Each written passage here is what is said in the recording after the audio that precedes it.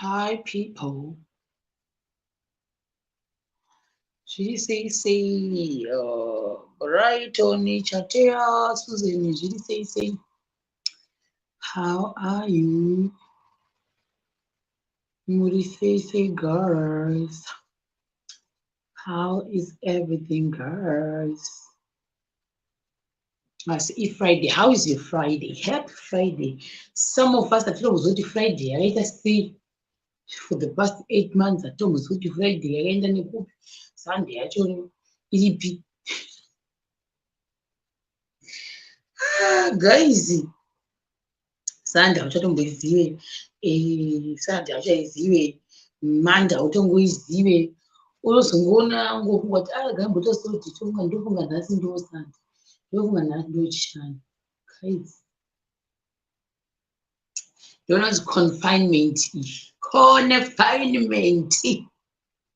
muri sei kwamuri guys juice kilki uri sei mafadza muchaonyerwa I think I don't taurawo nevanhu nhasi I feel like talking to people kutaurawo nevanhu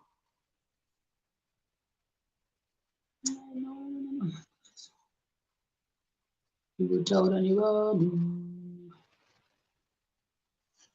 oh yeah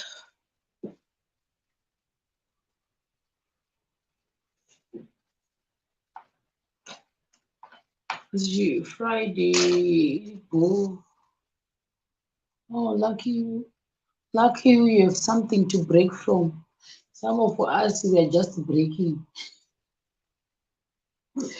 we are breaking ourselves yo but what I know for sure kunoko I think zvinhu zvakuita zvichara ndakanzwa sekuti anzi makwarandaini vakuda kudzikisa manumber of days woita instead of 14 days woita 10 days katlego mboya umbondudza nyaya sha mboya umbondudzawo nyaya shamari imbonzwawo nyaya Ashia mufaranechisi uri sei ndaisa linki kana panoda kupinda zvake timbotaurawo timbonzwawo nasindambonzwawo nyaya timbotaura nevanhu ndatoneta ini ndanoita nekutaura ndombonzwa nyaya kunzwawo nyaya dzevamwe kuti zviri kufamba sei tumadhirama twavari kuitawo waona manje it's nice to know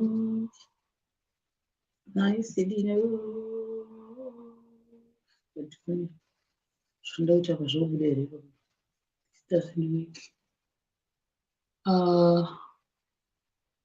anzi 14 days kubatirana kuya but isingazvisei sure no man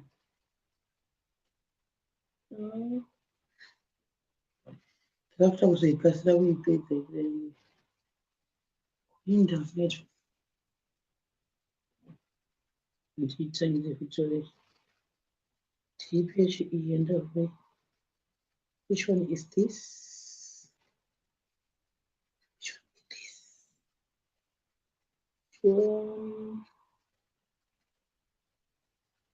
right no it's okay find out us about Chit Chat here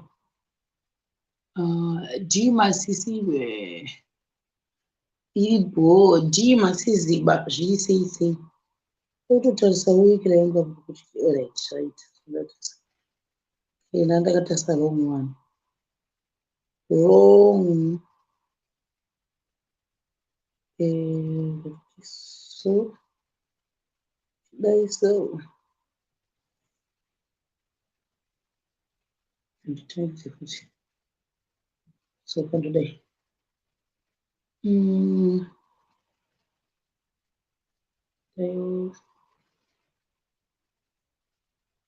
chadi echidibvunza yakuramba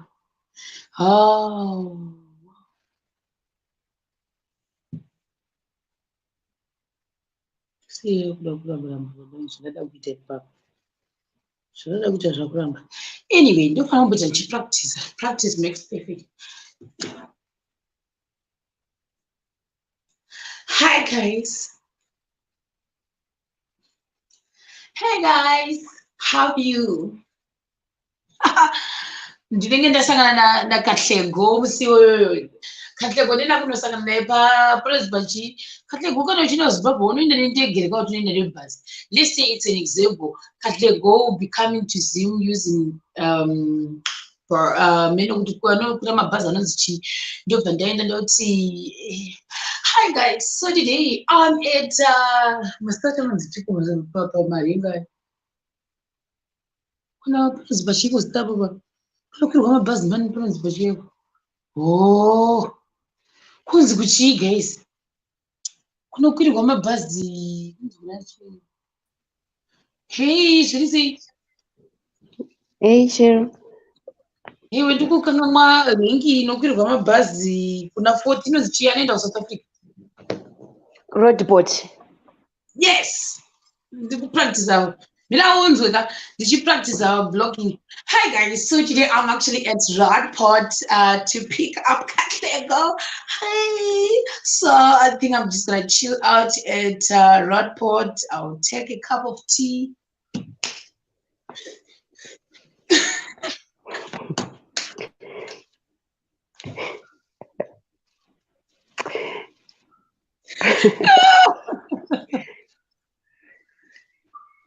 What do you say? Musha zviri sei? I'm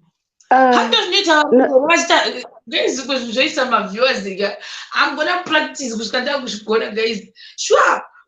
So guys, today I'm gonna meet my friend. My friend actually stays in Carolina. So I'll just go and take maybe a cup of tea. Oh, so I ordered cappuccino. Yeah, it tastes good. Okay, so how much is this? Guys, quite a million viewers. Just like the guys. Okay. Sharo. It's just like eh? Ndauya nekanyaya kangu saka ndosikana ndachinja zita ndogona kuzo kanyaya kacho kanyaya kari kuitika saka ndogona kuzobatwa nevanhu vari kuziva kanyaya yaka saka nyaya iripo ndeyekuti right nyaya iripo ndeyekuti there is this girl handiti anga ari murelationship nemukomana wake saka musikana nemukomana vanopinda chechi vese handiti okay actually topinda chechi tese saka nyaya yakaitika ndeyekuti chechi kwedu kune nhingirikina yekuti hanzi kunoendwa kumasofa chichichi handiti saka zvakaitika ndezvekuti musikana nemukomana vakaenda kumasofa zvakanaka kwaelda vadaro ndobva mukomana azoti kumusikana unoziva here kuti elda havasi kuda kuti inini newe tiroorani saka kana elda ava vakakufonera usataure navo kana vakakuwhatsapp usavapindure usaita se usatombotaure navo saka mukomana ndobva aenda kuna elda ndobva anoti ini nemusikana takasiyana handiti saka adaro mukomana uya ndobva saka elda vakada kufonera musikana kuti vanyatsonzwa kuti zveshuwa here vanhu ava vasiyana musikana anga asingabate foni kozi mukomana angamudza kuti elda vasi kuda kuti tidanane saka usatombobate foni yavo kana kuita sei musikana uya haanawo kubata foni ndobva vatoronga zvese iwewe musikana ndokutobetserana nemukomana kutenga grocery remaroora ndobva vanobhadhara until these days vanhu vari kuita iyaya vaperekedzi yavo yenhingirikini timu ravo zvavari kuita zvezvekuti vanopfeka maafrican attire wati ndobva tonobhadhara kuvhenyu kwavangaida kuzoenda zvekuti vanonotorwa mafoto chichichi ndobva musikana abhadhara apedza ndobva apa masista emukona grocery kuti chiendai grocery munochengeta kumba kwenyu rongozobva kumba kwemukomana narucha kumba kwemusikana musi wekuti musikana aroorwe saka zvadaro paya mukomana ndobva musikana apa mukomana mari yewedding gown handizivi kuti anga achipirewo musikana mari yake yewedding gown kuti mukomana achengete here kuti ndozoshandisa mari here kana kuita sei saka zvakazoitika ndezvekuti vagara paipai mazuva ekuti munhu achinoroora adi akwana nditi musikana ndobva ati ndobva aenda kuvhenyu kunobvunza kuti haufa chichichichi zvikanzi mari yakabhadharwa but musikana akabhadharwa iwe hausiwe zita rako hariso riripo pane zita remumwe musikana handiti akati pane zita rimwe musikana zvikanzi ndobva kuti achibata mukomana achitaura nemukomana kumubvunza kuti ndezvipi zviri kuitika ndase mukomana hachabatike apa kumba kumukomana ndiko kune mari yewedding gown, ndiko kune grocery remaroora zvese. Mukomana akatoenda week before musikana, mukomana akatoenda akanoroora mumwe musikana negrocery ranga ratengwa nemusikana uyu anga ari kuno South Africa. Ndobva vaenda kuya kuvenyu kuya zita ranga riripo nderemusikana asiri wekuno kwangabvisa abhadhara mari. Saka kuda kuzomutsvaga mukomana uya akabva achinja nzvimbo because mukomana was staying in Cape Town, ndobva achinja nzvimbo ndobva toenda kuMpumalanga. Ofuiti kuti tichaziva kuti mukomana zita ranga achishandisa nderechokwadi kana kuti nderenhema kana kuti chii changa chichiitika, hapana, musikana abva angosiwa akadaro iyoyo.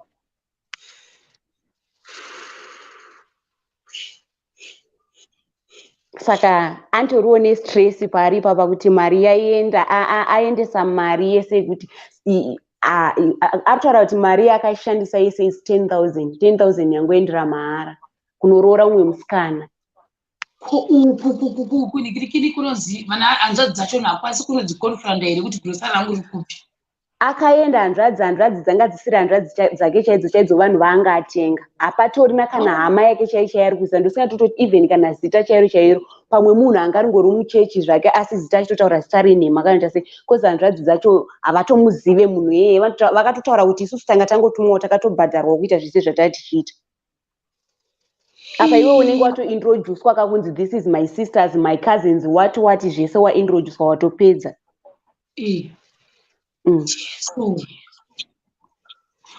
Saka pamusikana antori nestress. Musikana ari pazita revenue ndiani? Haamuzivi, uyu wokunoko haatomuzive musikana wacho, ndokuZimbabwe ikoko, iye haatomuzivi. Asiri akaroorwa here musikana wacho newakaiswa pavenue? Haazivi kumba kwemukomana, haana chaanoziva nezvemukomana. Mukomana izvo zvangachiita zvese ndezvekumunyepera. Even zita rakanga rakaiswa kuhall kuvenue uku ndire munhu wekunyepa. I think kuti zita nderake but kuti amuwane here, handiti zvinhu zvakatoitwa mafotos zvese zvinhu zvakatoitwa kaizvi vanhu ava vakatopedza kanditi. Vakatopedza vakatoita zvinhu zvavo vakapedza, kozi iye wiki ranga achifanirwa kunoroorwa ka umwe munhu akatoroorwa last week ka. Maijenzewo zviri sei? Saka chero akada kuti achimutsvaga haana kwekumutsvaga. Maitinzi kuti maijenzi wada kuti chii? Maijenzi muri right here. Fimbo kuri sei? Kana kuri bo hako kuri sei ikoko? Kuri nani utorohwa nehana nenyaya ndikunzwa munhu uyo mana. Avana vanga vanhu boys ndarisati dera mana. Yo! Hanziko ndichangotanga kupinda nyaya yacho yakamira seiko. Maijenzi no, havameni kudzikisei.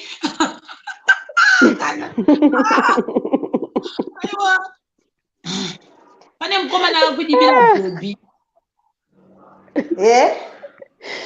Pane mukomana kumapictures alright, akamawana sei mapictures uyu? Akamawana sei? Mapicture echi kuti kavani pane iyo roora what handiko kuti vanhu vakaita zvinenge zvekuroora akaenda musikana akangoenda kuvenyu handiti akanga audzwa kuti tabhuka venyu kwakadai of which kwakabhuka mukomana venyu ndo chaiko handiti.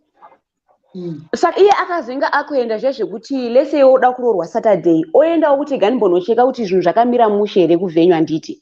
Wakuenda utonzwa kuti zveshuwa vanhu mukomana mari yakabhadharwa nemunhu akadai asi zita remunhu akauya akasvika akatora mapiki naye zvese hausiriwe iwe utaura kuti ndiwe muridzi wezvinhu.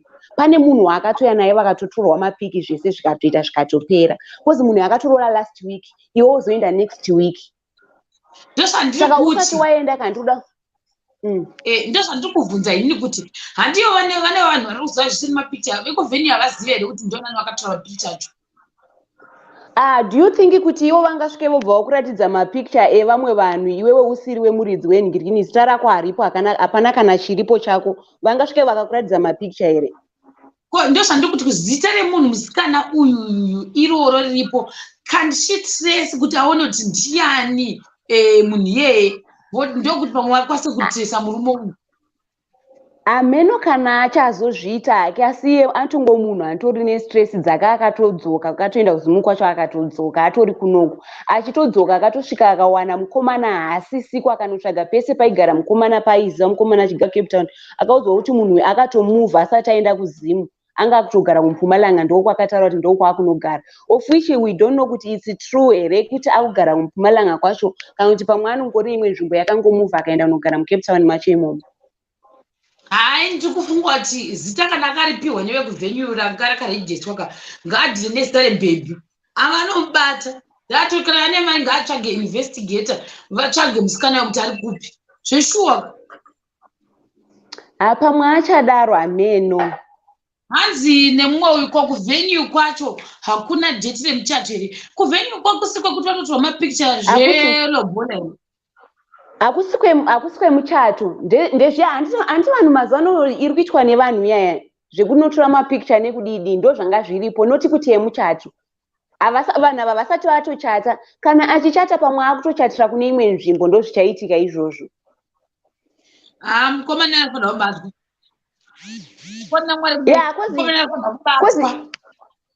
kozi isusu takazokumbira kuti ngavatipowo kamapiki kuitira kuti pamwe tikwanise kuti mukomana uya aiswe kana pasocial media kana kuti aita sei then shamwari yacho yakabva yaramba yemusikana akati regedzai nditange ndakumbira permission kuti ndinzwe kuti anoti ndizviite here pamwe musikana aifunga kuti pamwe zvichaita here since asoda kuti mukomana wacho apublish vaiswe pachena kuti ndo zvaakaita here amen. Saka akangoti zvoni regedzai ndozodzoka kwamuri saka we were discussing nyaya yacho nezuro akati ndichazoita setichazonzwa nhasi kuti achati chii kana adzoka pagurupu tozomunzwa kuti ari kuti kudii nenyaya yake shamwari ndiyo kutongouya iye haasi kuda kubuka munhu but chokwadi chiripo ndechekuti vakasada kumunanika zvacho zvamuri kutaura I think anofanira kutsvaga private investigator kutoti uyu bhebhi uyu akaiswa pazita uyu pacho kana muchini pakaiswa zita remumwe munhu original name ranga rakaiswa ipapo remufese nonzi aripo here ipapo ndinganyepe kozi handina hangu kubvunza nezvazvo kuti original name remukomana kozi mukomana tinongoziva kuti mukomana anonzi Tinashe isusu tata kutongofunga kuti pamwe Tinashe iri harisi zita rechokwadi zvake zvekunyepa handisi kuzoziva ipapo kuti kuvhenyu kune zita rechokwadi here kana kuti kune renhema mukomana saka mufundisi uyu anga aona something kau in fact ndi elder kufonera kwanga achita musikana vanga vada kuconfirmawo kunzwa kuti ichokwadi here kumusikana kuti makarambana musikana ndobva avharwa kunzi iwewe elder ava vasi kutomboda kuti inini newe tiita sei tidanane saka kuti zvinhu zvedu zviite iwewo vakakufonera usatombotaure navo kozi vanotori nejelasi vari kutonitsvagira umwe musikana runzwa ko uku kuelder ava vaizoudzwa kunzi vakarambana asanga kuda kuenda nemumwe musikana kuna elder mukomana uyu inini pfungwa dzake ndofunga zvinhu zvaanga akangoronga kuitira kuti kana kuti asabvunzwe kunzi muri kuronga chii zvazvekuti vanenge vada kuzoziva kuti mapa stage ipi makudii kuitira kuti mufambidzanewo kanavo vachiziva kuti muri kuronga zvipi zvamuri kuita saka izvi akatongozviitira pamwe kuti vasazomubvunze kuti nyaya dzenyu dziri kufamba sei mava ipapi muri kuronga chii kana zvemaroro kana zvechi ungazonobvunze here vanhu vakarambana kuti uri kuronga chii nenyaya dzekuroora musikana hauzvibvunzeka izvozvo iripo ngwachanda ndatofunga kuti pamwe edha vaitoda bhebhi tofunga no uyu mukomana ndiye akatongovhara ndokuenda kuna elder ndokuti ine musikana takasiyana saka musikana ndobva elder pavakada kunzwisisawo kubva musikana anga asingachabati foni nekuti akanga atotipo nemukomana kuti vavanhu havasi kutomboda kuti inini newe tidanane zvazvekuti munhu anogona kuudza kuti vanotori nemusikana wavada kuti ndidanane naye saka ini musikana iye handisi kutombomuda saka iwe usatombodaire foni yavo kana kudiscussa anything about us kwavari vanhu vavo usatombotaure zvako navo saka musikana paakazoenda kuna elder ida kunovaudza kuti ndo zviripo elder vakati kwenimi handi makarambana kare kare here kuma muchizosvika pakuronga zvemuchato nekutenga grocery nekudidi makarambana sei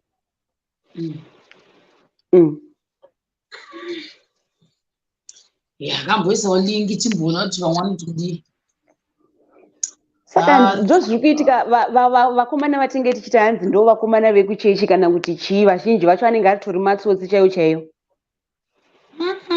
musikana yakatambwa 10 noti inogwadza apa zvese ndiye aizviitira handiti unenge uri hatingati pamwe angasiri ake desperate, but iyo nyaya yekuti pamwe munhu upedzisira wadesperate kuti ndiri kutoda kuti zvakadai zviitike, unopedzisira wakubatsira mukomana uchimubatsira kuita zvinhu zvanga achifanirwa kuita iye, pamwe anenge aidedza kuti handina mari ubva kuti kuti zvinhu zvangu zvinyatsokurumidza regedza ndichibatsira umwe wangu usingazivi kuti uri kutobatsira kunoroora umwe munhu. Kuya izotengeswa magrosari nemufesu sei? Kuda kakubatsira nhai Shero, handi ndoda unoroorwa here? Pamwe mufesika zvinhu hazvinonyatsomira mushe. Saka iye chaiita mukomana wechii mukati merelationship? What was he doing? Pamwe mukomana akaizoti kainini ndoisawo yekunoroora kato mari yandichaisa. Bhudhi vakavhara musikana. Jesus, that's a snitchy person. Zvinorwadza zvisingaiti ufungako zvakaitwa musikana wacho iyoyo. Even usiriwo wazviitirwa but zvinongorwadza. Musikana wangu uri kupisa nambe ndinopagara rekana 30 gandifunga ngandishingirira svika 30 minutes. 30 minutes ndofunga ndakafika kuenda live. Kutobvisa kuti ndibosita musana. Chingosishingirira ndikatle kwati ari kuya manje. Ngatinoti anouya but ndinenge ndakufila fatigue manje kana ndikaramba ndakagara ndichinzwa kurwadziwa mene ukara uchinzwisisa. Because ndinenge ndabva masipati ndakagara panapa. She was dealing with a con man. She was manipulated. Unombonwawo muota here Shero? Unombonwawo muota? Zvese ndoita.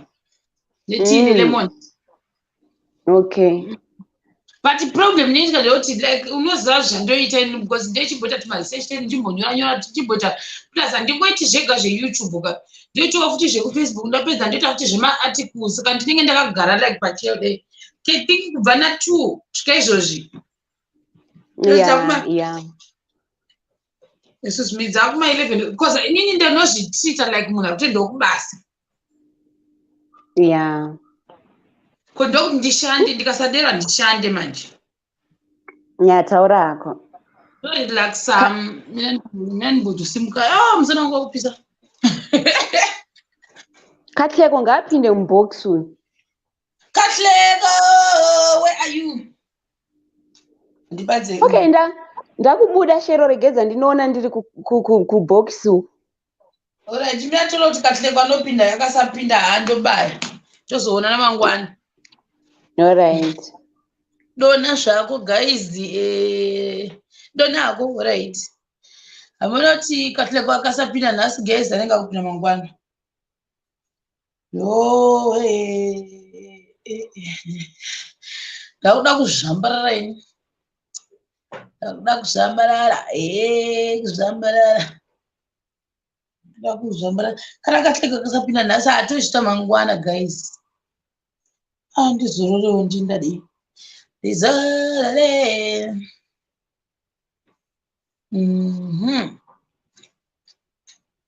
Oh my God, by the way, ndisandaenda zvangu. Ndinganditi zvoni. Tomorrow ndachimbotara zvangu namanjenjenja but mauye edu kuti tichadya sei. Saka ndachimboti ndapractice 3 times. Ndapractice yekudya ndakadaiwo so. This one is very easy. Kungodaiwo munhu anoti waka 1. Then there's another one yekuti ndinoita sema toothpick anozi machiwa mapiki amaire vaya. I think it's easy like that. But this one, the most difficult one. Tachichoita chitotadzana kuti because yakubaya kudaiwo so kudaiwo so chibaya kudaiwo so rabaika wotora wesawo. I think they will do this one yakubaya kudaiwo so wotora woidya but I think tinongogona kudaiwo so kukota pamusoro tinokwanisa kukotamisa because it's not easy. It's really difficult kudero sana tichitasa kuti ndeipea tofana ushandisa.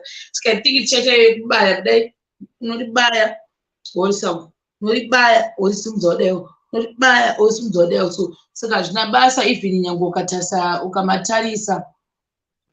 Katleko Katleko Katleko.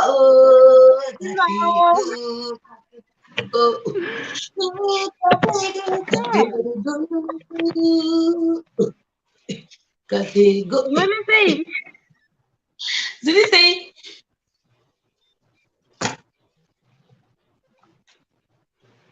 What did he say? Zviri sei. Kuri bo muri sei? Andiri nani muri sei henyu? Ndada kutoboekana ndoga achaboshingirira. Toboshingirira. Kuri sei ikoko? How is school? Tikungochemwa nemusoro but kuri nani? Kuri bo. Oh, girofuni. Kuri sei kumasports?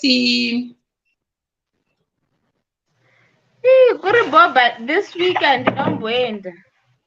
Ndandiri busy. This week I was very busy. Asi mune mazama? I was very, very busy. Mune mazama here? Vanhu ndandichibatsira vanhu plus my test. No, just yanga iri test week. Week rematest plus like tuana tuma level 100 twatuchiya tuchida help yemaths saka ndandine. Oh, sikona kuchitobhadharisa? No, vandinobhadharisa ndevemaprojects chete. Ndikakuitira project you have to pay malabor project. Oh, hanzi radio yakaendepi? Guys, when I packed my bags, help yechikoro like ukuda help kuti like ukuda kutsana kuexplainabla something. All right. Yeah, I don't know why my voice started kumashure. Uri kundinzwa? Hello, kundinzwa? Uri kundinzwa? Uri kundinzwa? Hello? Ndikukunzwai. All right. Iwe ndio majesa munopfeka kugutwana here? Oh, naimi. Ukatlegwa kufriza. Nasuri kufriza friza katatu. Really? I thought kuti Chelsea inopfeka madhaki blue. Akasiyana pane madark blue pane. No support Chelsea yo. It's black, white, blue. Ndaimbwe supporta. So kapuwa neningi kati. No, ndera did wangu. No ways. No. Muri kuvhara rini naiwe?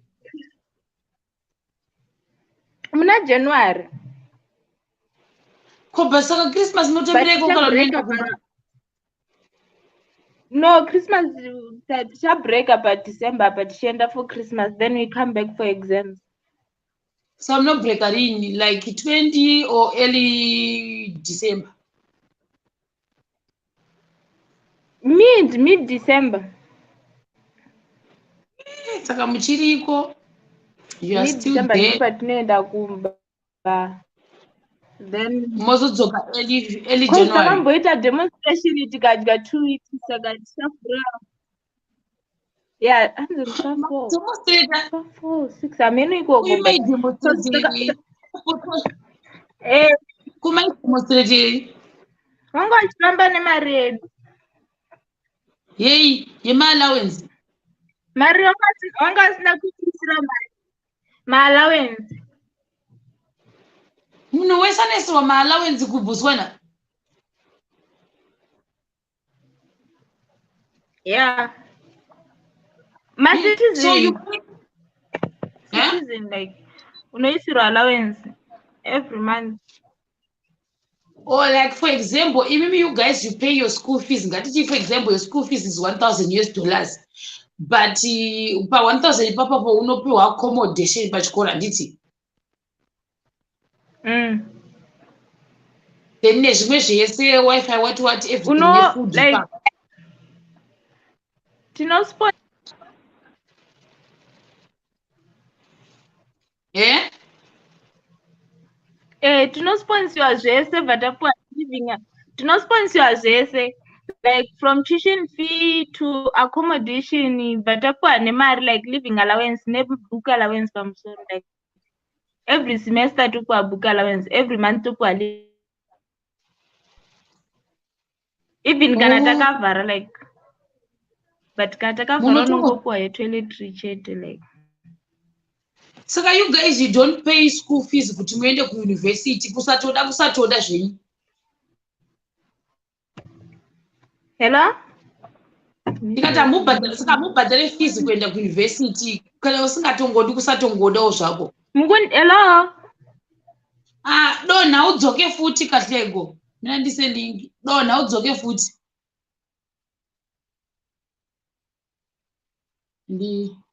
Utombonzwisa about Botswana, guys.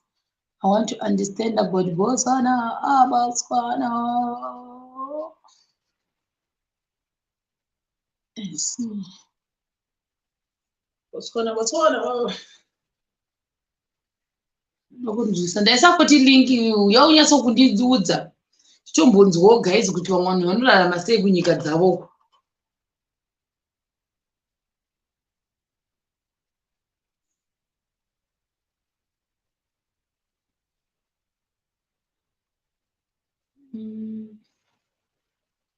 Hanzi naLydia Mapfurire. Ndiyashana Katlego anga achimbondiudza kuti maliving allowance kuti sanada kutongonzwisa hangu kuti vanozvifambisa sei pamafizi what ndo zvaanga achindiudza. Katlego ya. I think network yangu mawani.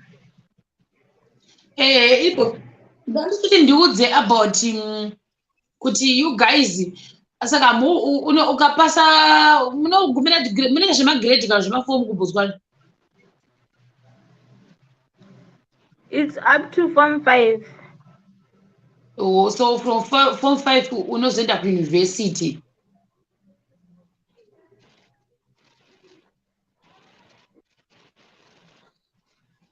Unemi. Yeah. But kana wakaperera ku Form 6 kana wakuenda kuuniversity unopinda to level 200 but panapa unongotangira from level 100 chete. So now ndada kunzwisa kuti munhu wese ari from Botswana, a citizen of Botswana, school fees haabhadhari, anoenda for free kuchikoro. Yeah, exactly. Wow.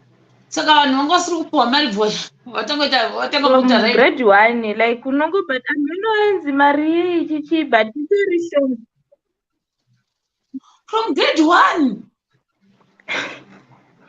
Hey, like mukavhura like panenge paine mazidzara and government. Yeah, from grade 1 apa munenge muchidya mahara kuchikoro like from grade 1 up to muchinopedza like. Really? So you guys makagari keke. Oh. Your country is so nice. Wow. Yeah, tingadaro like tikakompera nevamwe kuti like munhu anobhadhara school fees from grade 1 tertiary unobhadharirwa like almost everything. Chaunongotenga is only uniform chete. Uniform, mabooks tinopuwa kuchikoro, almost everything. But kana mapedza now unotsvagirwa nzvimbo nekuuniversity yekauti unotsvaga wega kubasa.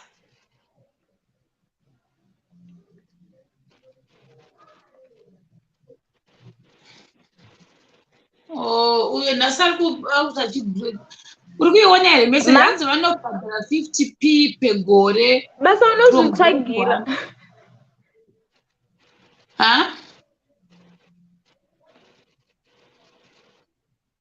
Hello. Ukunizwa? Guys. Wanzi Mazimba anobhadhara. From inenge iri like it's not school fees. Amenototi like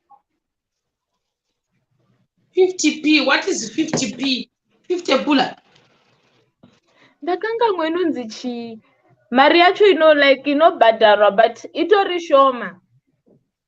50p, p as in pesos. 50 pula, 50 takangwenza $5. $5 50 pula, $5. Guys, don't tell me. That's rate ichitanzira kuti $4.47.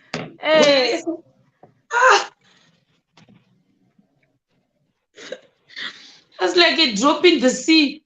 Oh. Ko mazimba hanzi mazimba anobhadhara school fees. Saka mazimba anenge achibhadhara mari. Ko mazimba guys hanzi inobhadharwa nematswana. Ko mazimba, let's say muzimba ada kuenda kuuniversity. Kana usiri like a citizen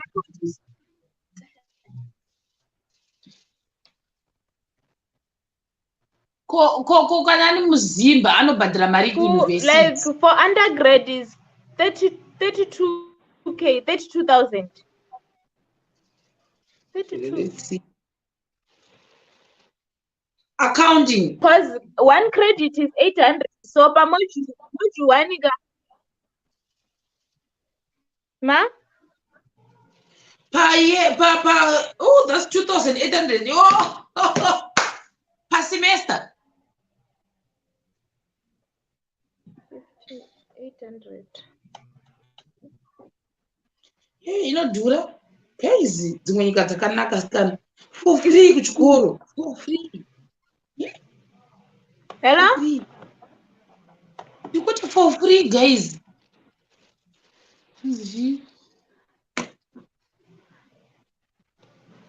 Network yangu ndikunzwika here. Ukuthi achibreaker. Sisiyama. Ukubreaka, it's okay. Waita hako ningirega ndikudrope zvangu uri kubreaka nhasi handizivi nei.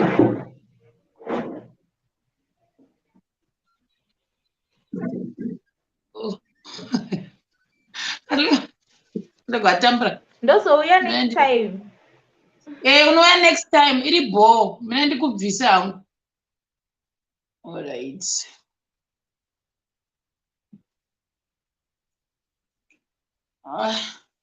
Guys, mumwe ngaambouya ambotaura tibvunzwa zvamukutaura hanzi 200 pula per term asi unononyoreswa nemazezuru. Mazezuru ese ni vanhu veikoko here. Ini ndakabhadhara 200 pula. English medium ndo inodhura kuprimary mugabs. Ko kuuniversity uchibhadhara mari. Ndazva zveuniversity guys, university level. Let's say ndoda kuendesa kabrother kangu nodza kuuniversity kuBotswana achibhadhara mari.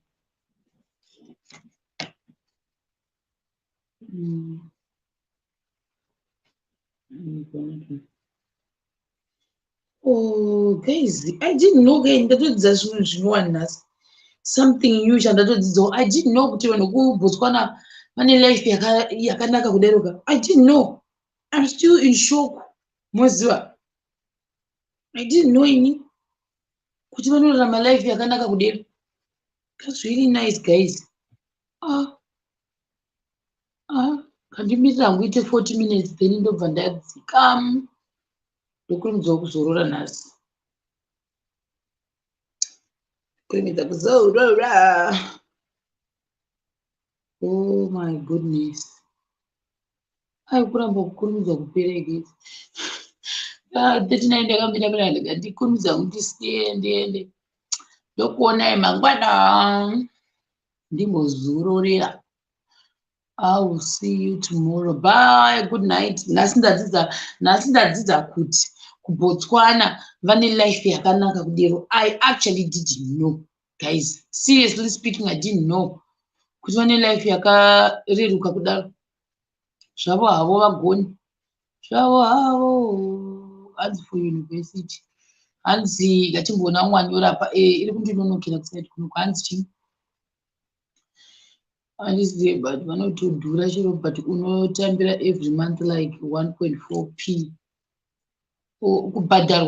Kubhadhara kutambira ezeni kuti uchidzidza ikoko unozotanga kubhadharwa futi here. I don't really understand ukuthi chi.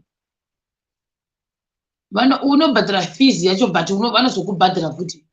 SADC countries academic year is 32. Oh, gore rese that's 32p. All right. And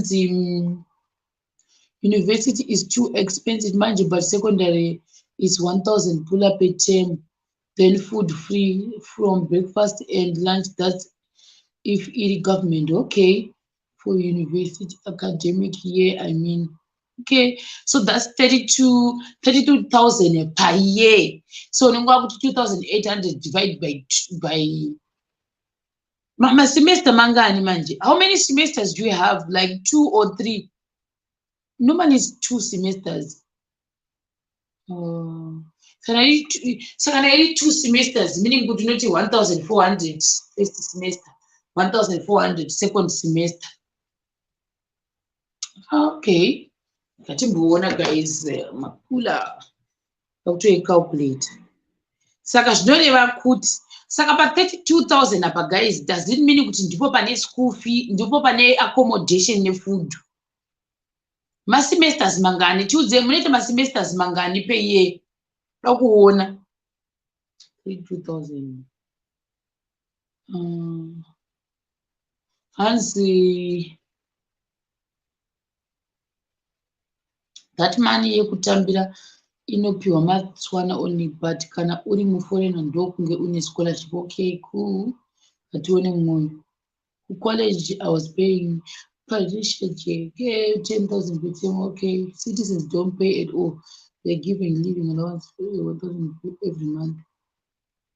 Okay, all right. Saka gachoni, saka 2. Saka does it mean kuti pa 32,000 apa ndipo pane accommodation nefood yemuforeigner? Kwandiri yabudisa about 2,862 nerate yanhasi. Mwatanzi 3 masemester kahlekwa ati 2. Kana kuti zvoenderana nechikoro chenyu, maybe zvoenderana nechikoro mirationi. So kana ngoti roughly 1,500 per semester, 1,500 per semester. Oh wow. Kokuzimu, how much is it per semester? Zimbabwe, Mali per semester. 3 semester here. What? Oh wow.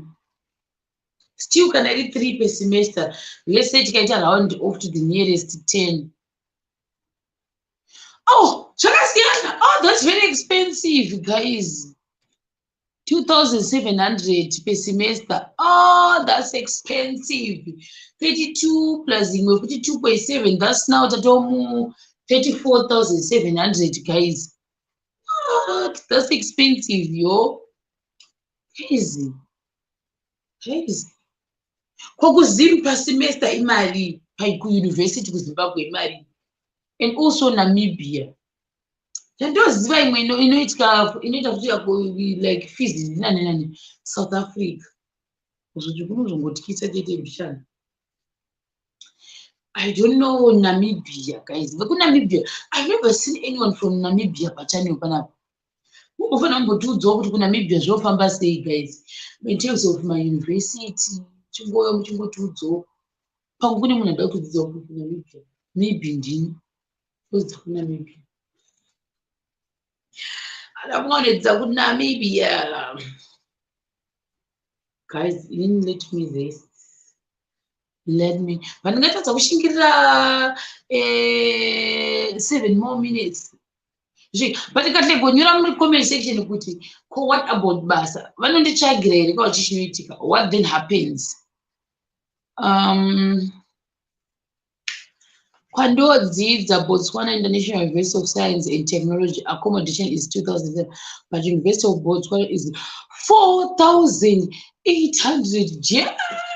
So, what? Yo. Ndakamboshamisika ndinzwa kuti pause it kunoita nevamwe vanhu kana kuti vaChinese akayaudzidza pause it. Kana kuti vanhu from Kenya kana kuti from Rwanda kana kuti from dzimwe nyika kutouya kuzodzidza pause it. Zvaitishamisa kuti seriously pause it pane kutotadzawo kana kuti ndikwanise kudzidzapo. Vere ndaipada pause it ndakapakoniwa zvangu. Even paWomen's University of Zimbabwe ndaipada ndakapakoniwa futi. Ipapo Ndakanyatsa kuenda kunoapply $30 yangu anditombozwi kuti vakandireply here kana kuti chii, but chandazvancho kuti I applied for that place, but I don't know, ndokunga ndakawana regret. And the school fees yepawomen in university inenge inodhura, guys. It's not even a joke. Anditombozwi kana ndakawana response. Ndakana ndakanosiya $30 ndikaenda chichema kuti ndanzwa kuti ndanyengerwa kunzi pawomen's pari kuapply vanhu manya unoapply. Ndakaenda kunoapply ipapo, guys, maoffices ati they were so asi I'm telling you the truth, maybe ndisinaita follow up, asi chandozvancho kuti $30 yangu yakaenda chichema.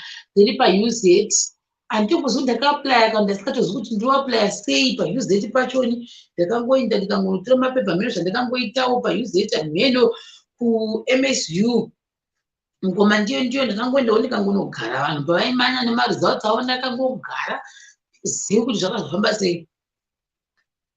Great Zimbabwe have never been there. Anditozivi kuti Great Zimbabwe wakaita sei pauniversity iyoyo, handizivi.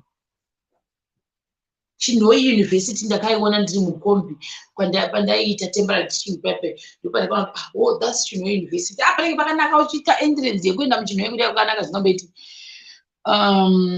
Ngatimboona moto ari kuti chii. Hanzi after you graduate you look for a job, but you ukadzokera masters you are given a job as a tutor and you are paid around 7,000 depending on your course. Wow, that's really nice. Cool, right? Masters yemunhu ane, let's say uri kuita masters uchibva uri muforeigner.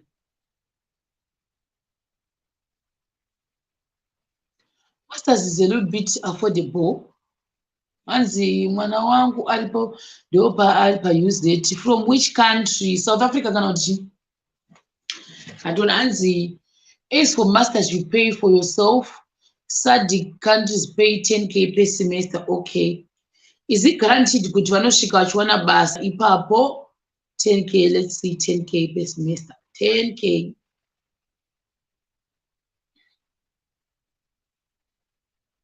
Ndandashamisika ndandasa 100,000. 10. That's $894. That's cheap. Affordable. Never got to pay goal. But my foreigners are not pure basa here. Kana kuti vanongopa only vanhu vekupi vekuBotswana kuita matutors. Vanopa munhu wese here oro vanopa vekuBotswana ikoko kuChit kuita matutors. Well, 800 and it's affordable, right? And for how long uchiita masters yacho? 1 year, 2 years, or what?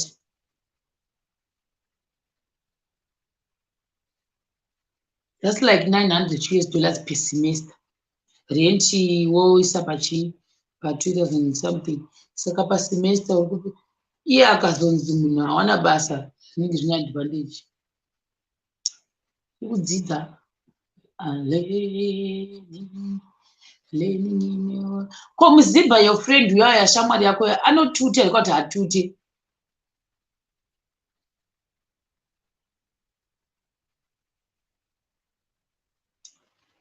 Ndizvada kunzwa kuti kana iwe uri muforeigner, can you get a job as a tutor or not? That's what I want to hear. Or vanongopa matswana chete.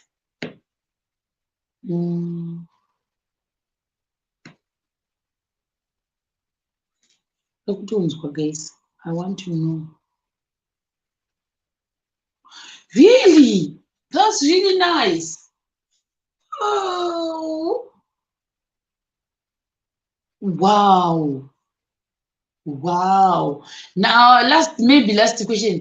Do you have human resource management at your school? Do you have, or accounts? Munema courses happy. But then after white a tutor for 2 years, then what? You graduate and you leave the school. Nay. What do you? Hanzi na uyu ini mwana mwana wasisangu akanyimwa basa. That's sad. Zvorwadza nai. Why? Ari pa same school na uye hazvidipendi nemaschools futi here. Kupiwa basa zvebva zvaita anenge akuzvibhadharira fees ega. Mwana manje. Zvibhadharira fees ega mwana. Pay for your school fees.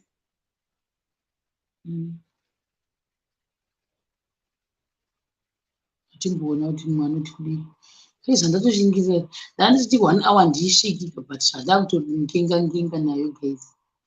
I'm almost there. Oh, nasi internet yaita jealous. Dai zvanditi kungopindurwa so zvese zvatiri kuvhunza izvi.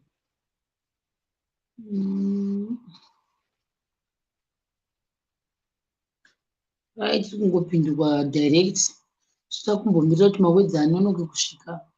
Ozodzoka futi.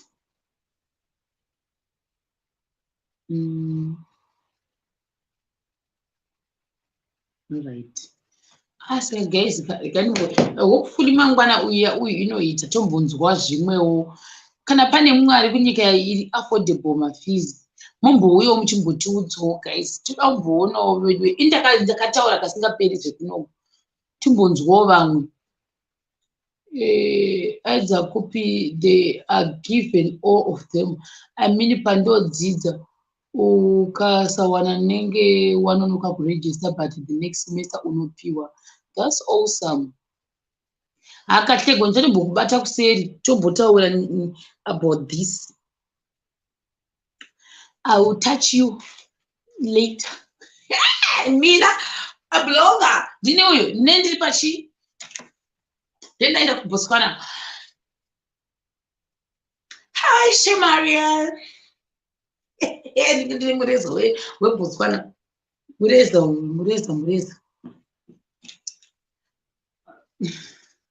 Kushaya mureza. Hey Shemaria, I'm in Botswana. So today I'm gonna meet up with Katlego. She's gonna show me around Botswana. I'm not swan. Hey, yeah, I'm not swan. Hey, I didn't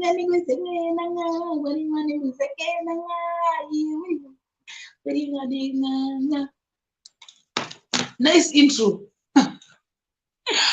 Nice intro for a blog. I'm gonna need to practice a bit of Botswana, guys. Rupeza. I'm talking about blogger. Guys, munofana kuti uono guys. Manza abapeshe kumana nemwoyo. Wow, that's really nice. That's really nice.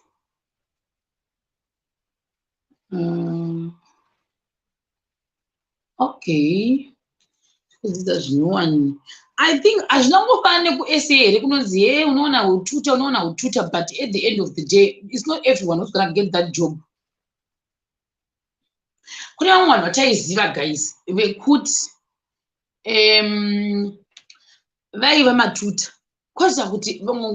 this person was supposed to be a tutor, but I'm not going to tutor. How did this person get this job? And then apply my tutor, but it's almost the entire school applied to be tutors, guys. And almost receive more than 1,000 applications. People only a few. Saka ndozvo zvinotisawo izvozvo unganonga kutombona kuti unowirana here waita saGPA here or what. I don't know how they actually gave these people mabasa eututa. Ndai sei zvinhu zviya mwari vandiregerera.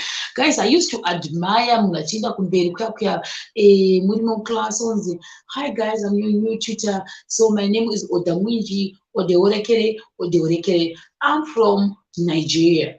So this week we're gonna discuss about this and this and this.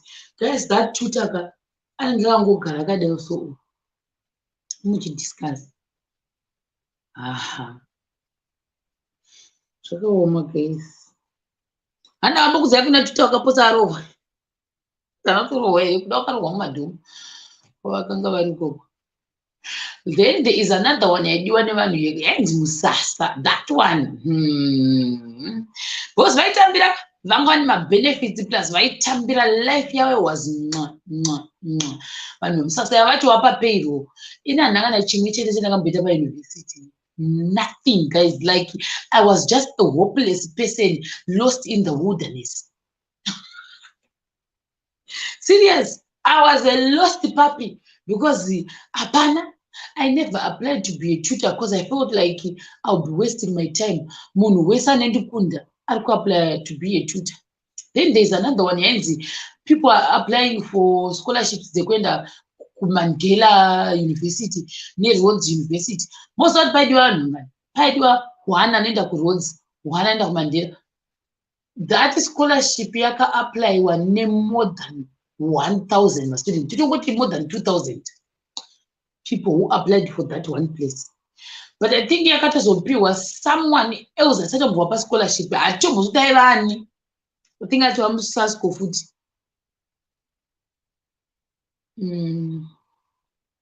Once was this one got number one, but I got to present out China. Okay. This is just I would depend on my university, guys. Because I think I go anima. Mitemo if use it, I find a Grace Bab. Mutemo Grace Bab, I find a passion university. Maybe those rules are out one a catlego. In the woods, I want to pay this super dead zaka. Ukashika 3 years ago zikapera wakutora pasi havane nazvo vakada kuapply kutoona kuti regret. As most of the students vainzi regret kuenda paUJ vese vakaitwa accepted. And paUJ pacho ndainzwa sekuti paibopuwa mabhezi. I don't know now, but ndozvaka hey Kumbi, how are you? Maona manje. Saka it depends. Maybe chikoro chakaenda uyu because uyu ari kutora ndokunga zvipa chikoro pawo saka mitemo haizofanani, guys. So I was just saying inini I was just a hopeless puppy. Aingodonzoroka kuda ndaingofunga kundorya machipisi nekuona mamovie. Mamovie ndokwaiva kwangu, takavata mujira mangu chionawo mamovie ndo zvandiraiva special department yangu. Zvokuzoti ndiri kutsvaka mari sei ndaitozonzwa kuti vanhu vari kumukira kuenda kunoita zvemalaini ameno zvokunzi vachipa malaini at the end of the day kana kuti at the end of whatever malaini vanenge vadistributa here vanopa 1,500. Vamwe vakambonotengesa ameno zvavaitengesa kusentoni ndaitosvika zvokutozonzwa vanhu vakutotengesa. Vamwe musi zvikanzi ipapo ndakagwadzwa vedu vedu ndaiva kumadhomu ndakavata ndakutongochera kuti madhomu kumarezi ndakavata ndakutozonzwa zvikanzi vanhu makuseni patorwa vanhu vaiva vakauya vanhu vese usiva vauya vakatora vakanyora munhu wese arejestwa adeploya kusvika kumamo sike unongomukira uenda kumo ikokoko woita zvezvida like masales what vaiva aizi vanhu vakatoputapira chimari. Ndakagwadzwa ndikati ndosaka ndifane zhara because ndinenge ndakangovata vanhu vachiona mabasa kudai, but vazhinji vacho havanaita 2 days vakatanza kuti kwataenda kure tasara takamira nzike tichitukwa hanzi kana maya. Vazhinji bva vakwita vakati hatidi because taiswa kumamo ari kure ekuti unotoda kukwira kana 3 makombi kuti uinde ikoko. Vanhu bva vakwita, hakuna akazomboenda vanhu vese vakakwita because munhu wese aitsvaga mari. Ina ndakamboenda ikoko hapana ina chandaita kana vanhu vakuita zvemakampeini zvemisasa chindi ini zvangu shuro ndinoita mumusasa kundoitei kundosasa chii chandinosasa ndikana even kwandinohuna chii chandinohuna. Ndakati kana siyana nazveni handidakona kutomboendako even kunovhota chako ndokunga ndaitoshawa ndotovhotera ani wacho. Saka ndakavata zvangu ndaivata gezi ndaivata zvokutoti kuda mabasa pamwe dai kwaitonzi ekiraikiraka kudai pamwe ndaizotanza ba ndaivata ndainya kuvata zvingamboiti.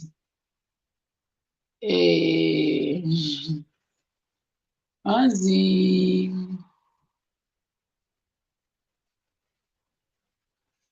katlego South Africa iri nane pane both hazvisiyani sisi Sharo nyika yese kana uri muforena ma1 not kuti tibusiness school. Okay, ndakumbokudza example yekunoku manje actually thought kuti vachange vachiitwa kwana vanhu vatema excuse me vanoshanda zisingamboiti vachatipa ma-attachment vachidii vaisarudza tuma-Asians ndotwa vaishandisa vachitopa kana kuti mari dzitori nane uchingonzi unoita research unoita gadha wati apa gaya mumwe vari kusarudza wacho ni guys kunzi aite chinhu ichi. I remember kamusikana kekunepa kamusikana kari kadofeka because she was cute akapiwa basa vanhu vese vatanyiwa mabasa akatoshanda almost I think 6 months basa kudokera nyika kwake. Then pane chimwe chikoro manje I knew kuti there was this other guy from Ghana. So I think pane mumwe doctor aiva pachikoro apapa. He was also from Ghana. The fact that he was from Ghana, this guy is from Ghana.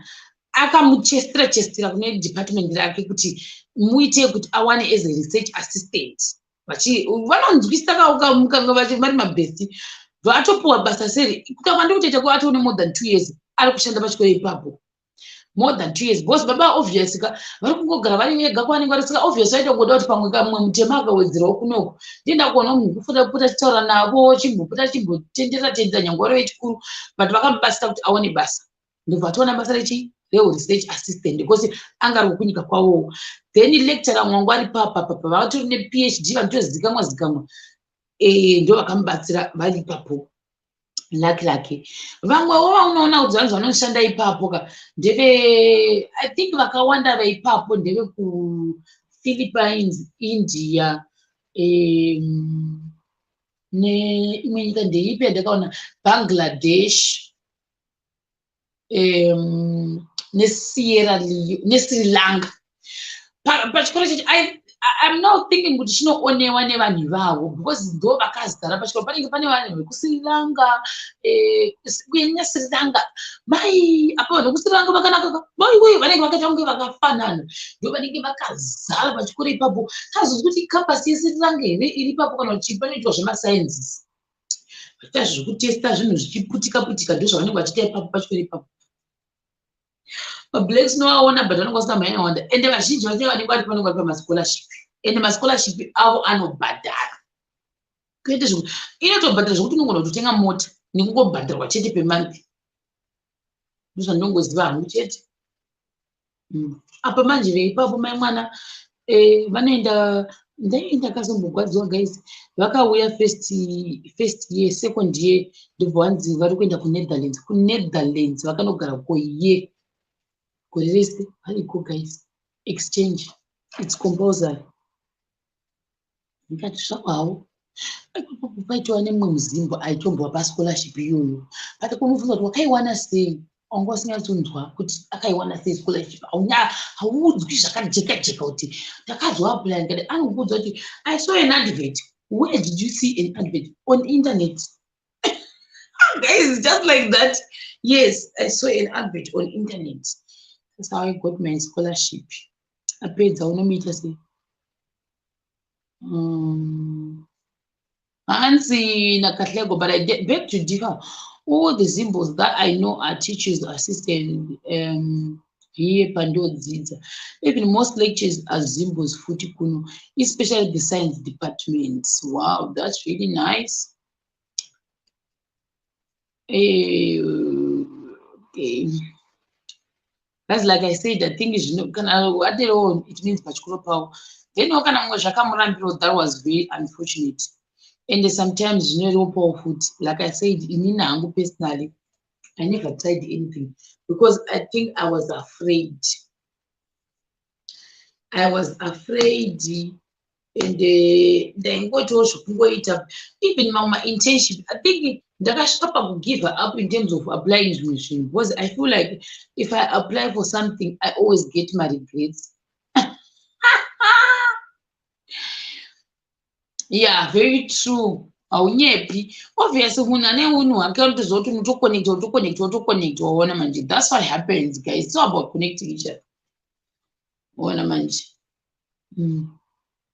I even remember, but I this other girl because I took specialty because the former lecturer all kind of like the founder of that department. But like I said, in my university, I never tried. Actually, I was just lazy. I was very lazy. But yeah, like I was that kind of a person. I think I got kuzhe kwemusi wandakangoendawo kundoatenda chimwe chaiitwa chokuhwiniswa mafudhuvuti ndikahwina fudhuvuti rekunotenga rekunotakachihamba zvoga ndomusi wandinoti ndolakira ndakaita payunivhesiti, nothing else. Yeah, so I want to blame my university evanhu chivarivira nemhaya kuti ndakaapply basa vakandinyima. I will be lying to them. Handina hangu kumbotozo kana kuti zvakutoti vainyatsa kuapplywa papi pachoni kuzoti vaindokandwa muchipiro box here kundizwa kuti vaiiminewa papi here. I don't know even kuzini kwandaindotsvaka ndaida kungoita zvekungotendera tendera ndichishupika ndidero nekundorejesta kwainzi ndai mutorejesta ikira pepe ndakaendawo ndikandorejesta ndikangoudzwa kuti hakuna mabasa kunonzi kuchiko kundorejestwa kunzi hanzi rejesta upuwe chinhamba nhamba yako iyo inozofonwa not after mayezi mangani kuti uya kune basa kwakati. Ndikangosiyanawo nazvo guys, ndakaenda kundorejesta nechirisiti changu chocho handisi kuti ndichiri nacho handichazivi chirisiti nhamba chokuti I think ndinacho atombochitasa muchitupa changu. I think ndinacho. Wait, 1 second. Chinonzi chiko zita racho guys, ndakutochitangama chekuti unorejesta panasa pepe kunoenda pane kunorejestwa ka panasa guys. Chinonzi chiko department racho iro tikangondomirawo zita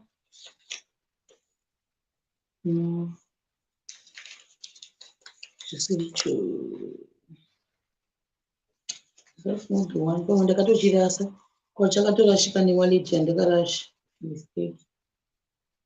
Chaunopuwa nhamba so chinonzi chii? Hanzi chii? Shame, how are you? I like you, pastor.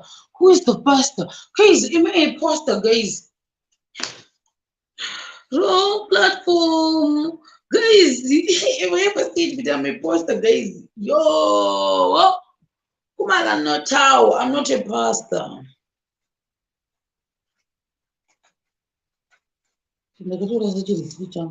Munokuziva here guys kuya kwainzi chakarasika nechiwaleti changu so chakarasika ne$5 yangu kairasha by mistake ndichitama. Handichazivi kuti kunonzi kuchii. Vanoziva kunorejestwa unoenda panasa. Waenda panasa unoti ndoda kurejestawo zita rangu kuti kana panodamwa mugovernment kuti kunodiwa vanhu vokushanda kana kuti kuimmigration kunodiwa vanhu vokushanda kukati vanhu ivavo unongonzikira unongoenda ikoko kowaradza chipepa chacho chinenge chakatonyorwa kunzi vote kuti tionekera. Ndakatosvika pepe zvikanzi nemumwe munhu iwe unoziva kuti bhuku iri rakazara mazita evanhu vari kutsvaga mabasa kutodaiwo zvikanzi mapeji esai. Inini ndofunga mimi ndakarejesta kuti nambani unondonorejesta imonopuwa chirisiti chako ndakadzokera kuzoita follow up after iye zvikanzi asati ane mabasa acho. Ndikasikana mudariri zvikanzi hatizivo. Oh my Jesus. Ndikatogive up. So I think I'm not that kind of a person anoita patient achitsvaga basa. Kunoku ndokwandakata patient ndikata aggressive kuti ndiriwane basa. Kuno hakuno ndokwakazondimutsa ndaona kuti zvakaoma guys. But I usually again guys. Let me go. Right. Guys, ndakuenda. Hanzi konaje. Guys, ndakataurwa kuti Nyasha hagari kuno. Nyasha mustudent. Anogara kuBangkok. That's 10 hours away from me. Anogara kuBangkok mustudent. Indogara kune imwe seat. Ndogara kune imwe seat. Nyasha mustudent. Kune imwe seat. Pepe pauya kuno. It was because anga pa-lockdown vanga vasingaendi kuchikoro face to face vakavhura chikoro kare saka ari kuenda kuchikoro student kuBangkok. Ona manje kuBangkok that's like 10 hours away from kwandinogara.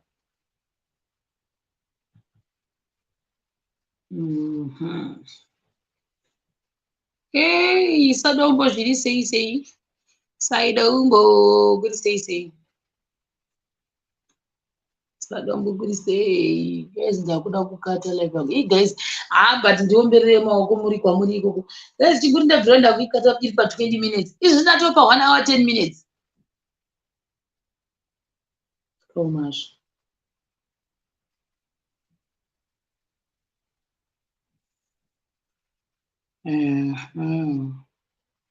Okay, yeah, ndakukata live yangu guys, ndakwenda. Mangwana, I will see you. See you per competition. Guys, that will be very interesting. Hopefully this time you know we know. I hope so. Seems to be very difficult. Zvakuda zvacho mangwana, but ndokubata mangwana guys. I will see you. I will see you. Bye.